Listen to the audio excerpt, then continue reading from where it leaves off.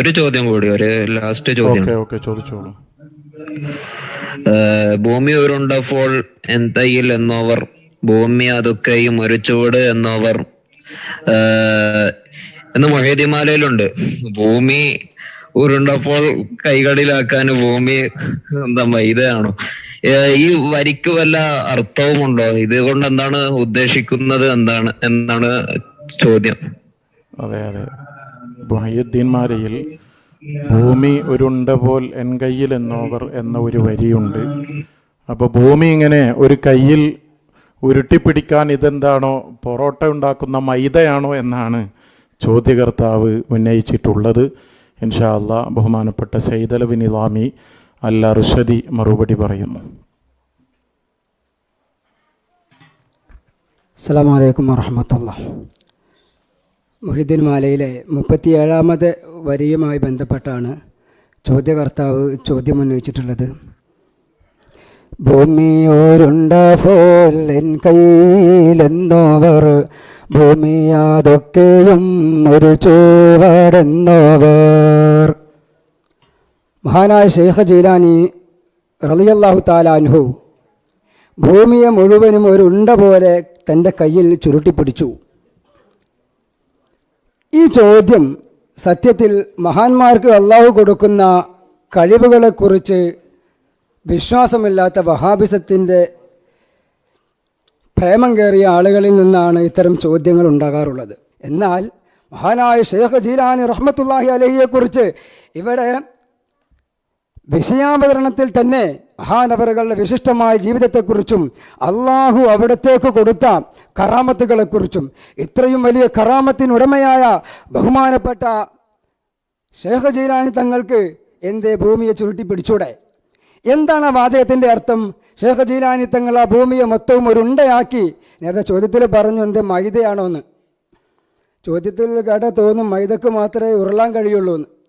ഏതായാലും ശൈഖ് ജീലാനി റഹ്മത്തുള്ളാഹി അലൈഹി അവിടുന്ന് പറഞ്ഞ വാചകത്തിൻ്റെ അർത്ഥം, ഭൂമിയെ മുഴുവനും ഒരുണ്ട പോലെയാക്കിയാൽ അതിൻ്റെ നാനാവശങ്ങളും ഒരുപോലെ കാണാൻ കഴിയും. ഇതുപോലെ ഭൂമിയുടെ എല്ലാ വശത്തും എനിക്ക് കാണാനും തസറുഫാത്തുകൾ നടത്താനുമുള്ള കഴിവ് അള്ളാഹു തന്നിട്ടുണ്ട് എന്നാണ് ഈ പറഞ്ഞ വാചകത്തിൻ്റെ അർത്ഥം. മഹാനായ ശൈഖ് ജീലാനി തങ്ങൾ തന്നെ അവർ ചെന്ന ബൈത്താകുന്ന ഫുതൂഹുൽ ഗൈബിൽ ഇത് വ്യക്തമായി പറയുന്നുണ്ട്.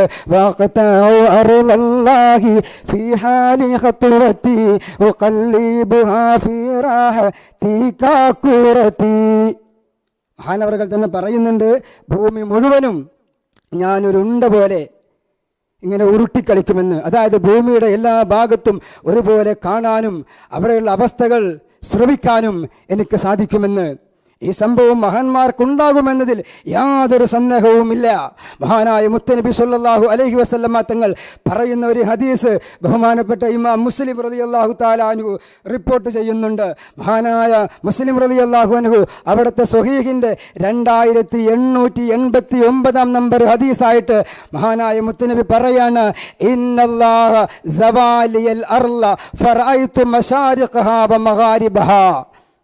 മുത്തനബി പറയുന്നത്, അല്ലാഹു സുബ്ഹാനഹു വ തആല എനിക്ക് ഭൂമിയെ മുഴുവനും ഒരുമിച്ച് കൂട്ടി തന്നു. ഫറഅയ്തു മശാരിഖഹാ വ മഗാരിബഹാ. അപ്പോൾ ഞാൻ പടിഞ്ഞാറും കിഴക്കുമെല്ലാം ഭൂമിയുടെ എല്ലാ ഭാഗങ്ങളും ഞാൻ ദർശിച്ചു. മഹാനായ മുത്തനബി സല്ലല്ലാഹു അലൈഹി വസല്ലമ തങ്ങൾ പറയുന്നു, മഹാനായ മുത്തനബിക്ക് ഭൂമിയെ മുഴുവനും ചുരുട്ടി അള്ളാഹു കൊടുത്തുവെങ്കിൽ മഹാനായ മുത്തനബി സല്ലല്ലാഹു അലൈഹി വസല്ലമ തങ്ങളുടെ പേരക്കിടാവും അവിടുത്തെ ഖലീഫയും അള്ളാഹുവിൻ്റെ ഔലിയാക്കളിൽ പ്രമുഖ വ്യക്തിത്വവുമായ ശൈഖ് ജീലാനി തങ്ങൾക്ക് അങ്ങനെ കൊടുക്കുന്നതിൽ യാതൊരു വിരോധാഭാസവുമില്ല. മഹാന്മാരായ അമ്പിയാക്കൾക്കുണ്ടാകുന്ന മോചിതത്വ ാണ് ഔലിയാക്കൾക്ക് കറാമത്തായി ഉണ്ടാവുക എന്ന് മുഴുവൻ ഇമാമുകൾ രേഖപ്പെടുത്തി വെച്ചിട്ടുണ്ട്.